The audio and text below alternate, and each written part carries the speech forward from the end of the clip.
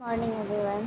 So students, आज हम poliomyelitis की पैथोफिजियोलॉजी पढ़ने वाले हैं। ठीक है, तो पैथोफिजियोलॉजी से पहले पोलियोमाइलाइटिस होता क्या है ये हमने डिस्कस किया था। ये एक वायरल डिजीज़ है जो पोलियो वायरस के कारण होती है।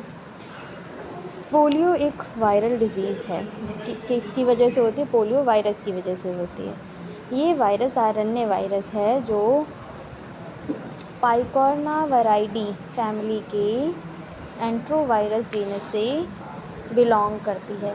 ये किससे बिलोंग करती है? ये वायरस आरएनए वायरस है और ये पाइकोर्नावायराइडी फैमिली के एंट्रोवायरस जीनस से बिलोंग करती है। ठीक है, हमने डेफिनेशन में ये पढ़ा था। अब सबसे इम्पोर्टेंट बात करते हैं। पोलियो वायरस बॉडी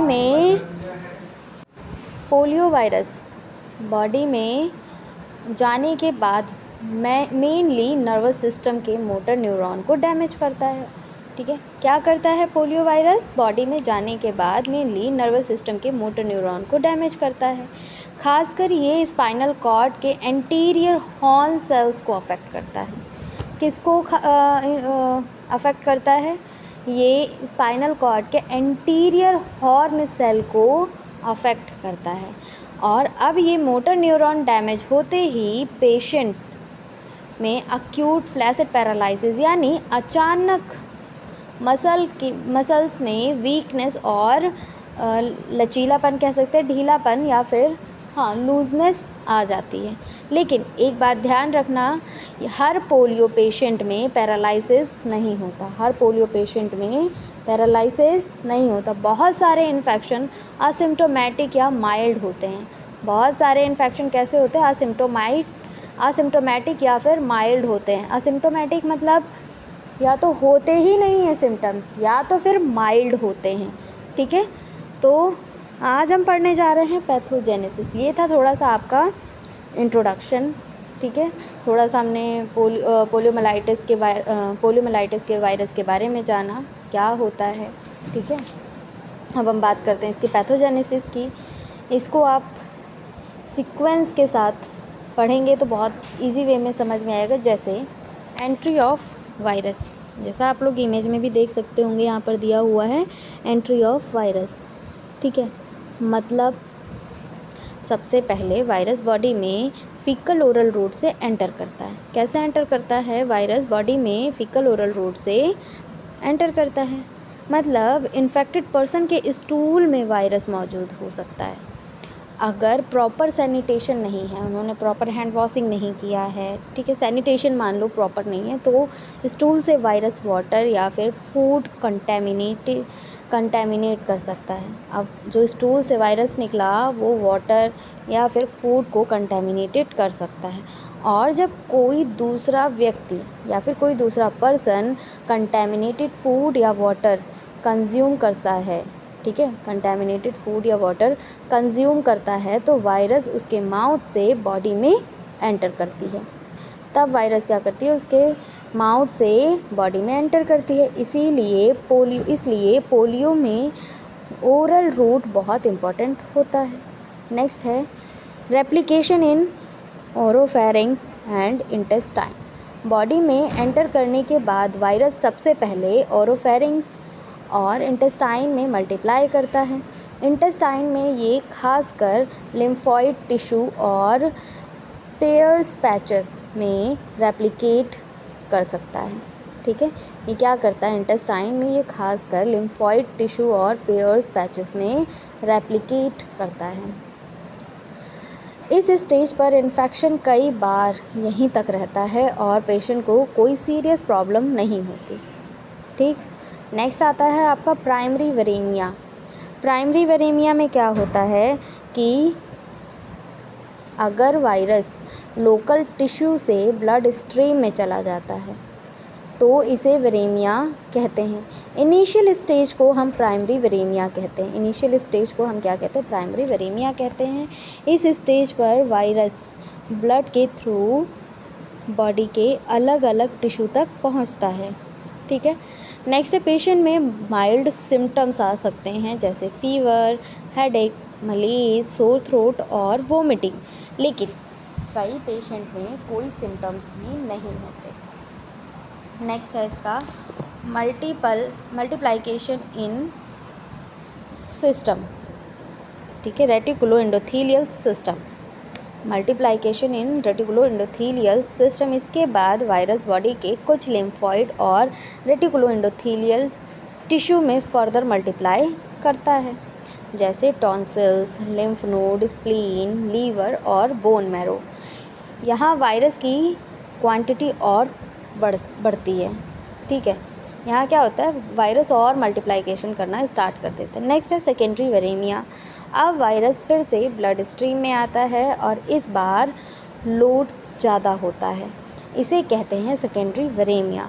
और ये स्टेज इम्पॉर्टेंट है क्योंकि इसी दौरान वायरस नर्वस सिस्टम तक पहुंच जाता है। लेकिन याद रखने वाली बात यहाँ पर ये है, हर इन्फेक्टेड पर्सन में CNS इन्वॉल्वमेंट नहीं होता है, ठीक है। अब आता है इन्वेशन ऑफ सेंट्रल नर्वस सिस्टम, ठीक है। अब अगर वायरस सेंट्रल नर्वस सिस्टम यानी CNS तक पहुंच गया तो ये नर्वस सिस्टम के मोटर न्यूरॉन को अफेक्ट करेगा। इसका सबसे इम्पॉर्टेंट टारगेट होता है CNS, ठीक है। और CNS में क्या, एंटीरियर हॉर्न सेल्स के स्पाइनल कॉर्ड में जो एंटीरियर हॉर्न सेल्स प्रेजेंट होते हैं, इसका सबसे इम्पॉर्टेंट टारगेट यही होता है। हॉर्न सेल्स इसके इम्पॉर्टेंट टारगेट होते हैं। ये सेल्स हमारे मोटर न्यूरॉन से रिलेटेड होते हैं। Polio virus in motor neuron को डैमेज और डिस्ट्रॉय करता है। अब आते हैं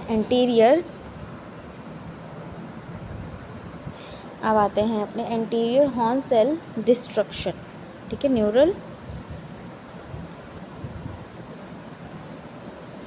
न्यूरोनल डिस्ट्रक्शन, ठीक है। एंटीरियर हॉर्न सेल डिस्ट्रॉय हो गए तो इन सेल्स से मसल को मिलने वाली नॉर्मल मोटर नर्व सप्लाई कम हो जाती है। अब इसके रिज़ल्ट में क्या होता है, मसल वीकनेस होती है, loss of motor function, flaccid paralysis.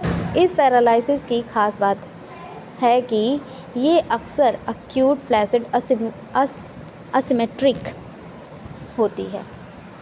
Lower limb commonly affected होते हैं और सीवियर केसेस में रेस्पिरेटरी मसल भी इन्वॉल्व होती है।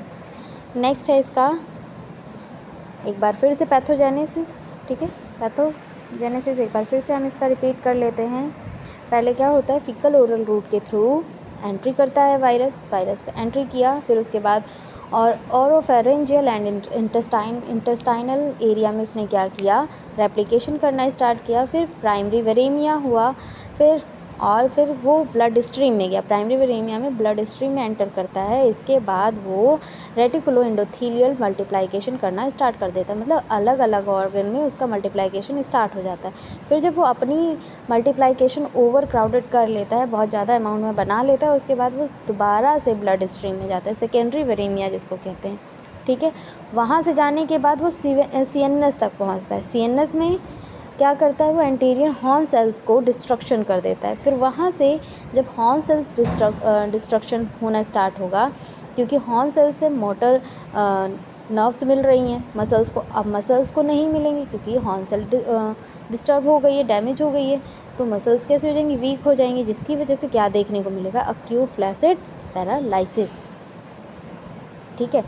अब आते हैं क्लिनिकल फीचर पे। क्लिनिकल फीचर, इसके साइन एंड सिम्टम्स क्या होते हैं।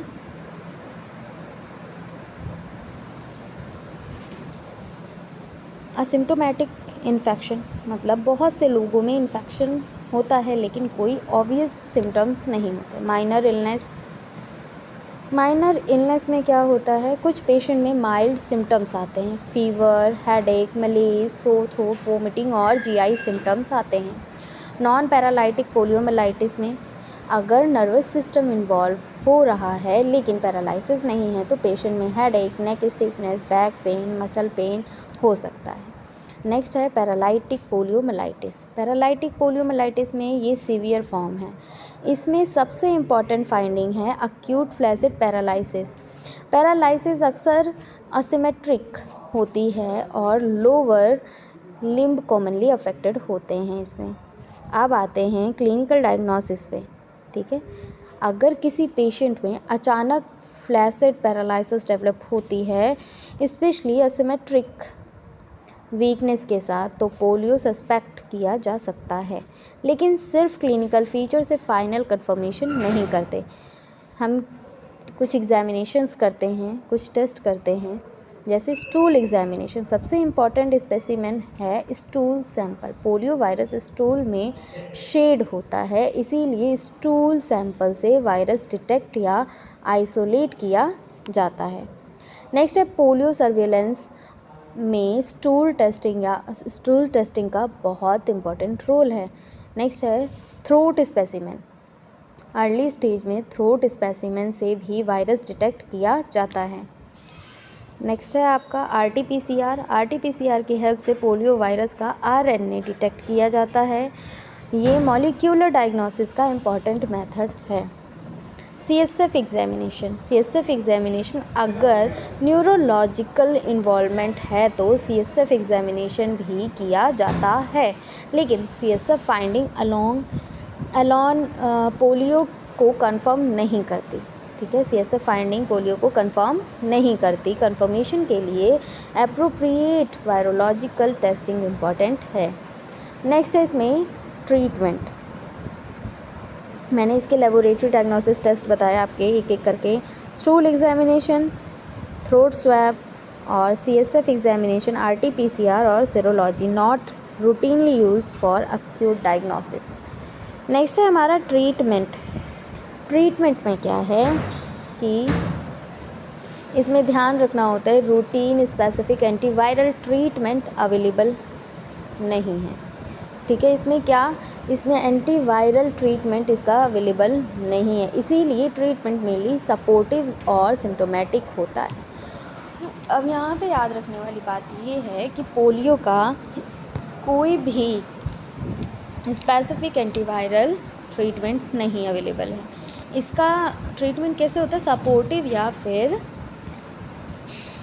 या फिर सिम्टोमेटिक ट्रीटमेंट इसका होता है, जैसे कि bed rest in acute phase, ठीक है। एक्यूट स्टेज में एडिक्वेट रेस्ट दिया जाता है। Fever and pain management, fever और पेन को एप्रोप्रिएट सिम्टोमेटिक ट्रीटमेंट से मैनेज किया जाता है। नेक्स्ट है न्यूट्रिशन एंड हाइड्रेशन, पेशेंट की एडिक्वेट फ्लूइड न्यूट्रिशन और इलेक्ट्रोलाइट बैलेंस मेंटेन करना ज़रूरी है। नेक्स्ट है physiotherapy and muscle exercise, recovery और रिहैबिलिटेशन में फिजियोथेरेपी बहुत इंपॉर्टेंट है। इससे मसल फंक्शन और मोबिलिटी को मेंटेन करने में हेल्प मिलती है। नेक्स्ट है आपका ऑर्थोटिक सपोर्ट क्या होता है, अगर वीकनेस है या फिर पैरालिसिस है तो ज़रूरत के हिसाब से ब्रेस, कैलिपर्स या फिर अदर ऑर्थोटिक डिवाइस की यूज़ की जा सकती है, ठीक है। नेक्स्ट है respiratory support in bulbar cervical involvement. Respiratory support, अगर रेस्पिरेटरी मसल इन्वॉल्व हो गई हैं तो पेशेंट को क्लोज रेस्पिरेटरी मॉनिटरिंग और ज़रूरत पड़ने पर रेस्पिरेटरी सपोर्ट देना पड़ सकता है। अब आते हैं इसके कॉम्प्लिकेशन पे। तो इसका कॉम्प्लिकेशन क्या है कि permanent paralysis, motor neuron destroy होने के कारण पैरालिसिस परमानेंट हो सकता है। मसल एट्रोफी, जिस मसल की नर्व सप्लाई डैमेज हो गई है उसमें मसल वास्टिंग यानी एट्रोफी हो सकती है। नेक्स्ट है contracture and deformities, long term weakness के कारण कॉन्ट्रैक्चर, लिम्ब डिफॉर्मिटी और एबनॉर्मल गेट होते हैं, ठीक है। रेस्पिरेटरी फेलियर में अगर रेस्पिरेटरी मसल्स या ब्रेन स्टेम्स स्ट्रक्चर ज़्यादा अफेक्ट हो गए हैं तो सीवियर रेस्पिरेटरी डिसफंक्शन और रेस्पिरेटरी फेलियर होता है। नेक्स्ट है पोस्ट पोलियो सिंड्रोम, कुछ लोगों में इनिशियल पोलियो इन्फेक्शन के कई ईयर्स के बाद फिर से न्यू मसल्स वीकनेस, फटीग और मसल पेन जैसी प्रॉब्लम डेवलप होती है, इसे कहते हैं पोस्ट पोलियो सिंड्रोम। नेक्स्ट आते हैं अब प्रिवेंशन पे। प्रिवेंशन, पोलियो में प्रिवेंशन बहुत ज़्यादा इम्पॉर्टेंट है। पहला, वैक्सीनेशन। पोलियो वैक्सीनेशन का सबसे इफ़ेक्टिव तरीका है। वैक्सीनेशन 2 इम्पॉर्टेंट वैक्सीन्स हैं यहाँ पे, OPV, IPV। OPV oral polio vaccine, ये माउथ से दी जाती है। ये इंटेस्टाइनल इम्यूनिटी डेवलप करने में इम्पॉर्टेंट है और ट्रांसमिशन को रिड्यूस करने में भी हेल्पफुल है। नेक्स्ट है IPV, इनएक्टिवेटेड पोलियो वैक्सीन। ये inactivated killed polio virus vaccine है। ये मेनली सिस्टमिक और हार्मोनल इम्यूनिटी डेवलप करती है। नेक्स्ट आते हैं आपके रूटीन इम्यूनाइजेशन। चिल्ड्रन को नेशनल इम्यूनाइजेशन शेड्यूल के अकॉर्डिंग रेकमेंडेड पोलियो वैक्सीन दिए जाते हैं। इंडिया में polio vaccination universal immunisation programme और सप्लीमेंट्री एक्टिविटीज़ जैसे पल्स पोलियो के थ्रू किया जाता है। नेक्स्ट है सेफ़ ड्रिंकिंग वाटर। क्लीन और सेफ़ ड्रिंकिंग वाटर यूज़ करना चाहिए क्योंकि कंटेमिनेटेड वाटर ट्रांसमिशन में इम्पॉर्टेंट रोल प्ले करता है। अब आते हैं proper sanitation. Proper sewage disposal और सैनिटेशन मेंटेन करना चाहिए। Hand hygiene, proper hand washing बहुत इम्पॉर्टेंट है, स्पेशली टॉयलेट यूज़ करने के बाद और खाने से पहले। सर्विलेंस, सस्पेक्टेड केसेस में अर्ली डिटेक्शन, रिपोर्ट और लेबोरेटरी कंफर्मेशन पोलियो कंट्रोल के लिए बहुत इम्पॉर्टेंट है। अब आते हैं इसमें अदर मेज़र्स में। तो अदर मेज़र में सेफ़ ड्रिंकिंग वाटर, साफ़ पानी पीना चाहिए, अपनी पर्सनल हाइजीन को मेंटेन रखना चाहिए और अच्छा रखना चाहिए, प्रॉपर सेवेज डिस्पोजल ये सब करना चाहिए, ठीक है। Avoid contact with infected person, जो इन्फेक्टेड पर्सन है उससे कांटेक्ट अवॉइड करना चाहिए, मतलब उसके क्लोज कांटेक्ट में नहीं आना चाहिए, ठीक। नेक्स्ट है mass communication immunisation and awareness. Mass immunisation का मतलब ये है कि बहुत बड़े स्केल पे लोग आपके आसपास जो भी हैं सबका इम्यूनाइजेशन होना चाहिए, ठीक है, सबको वैक्सीन मिली होनी चाहिए, ठीक है।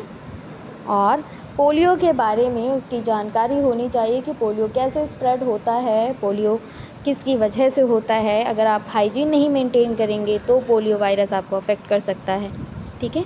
ये सब बताना ज़रूरी है।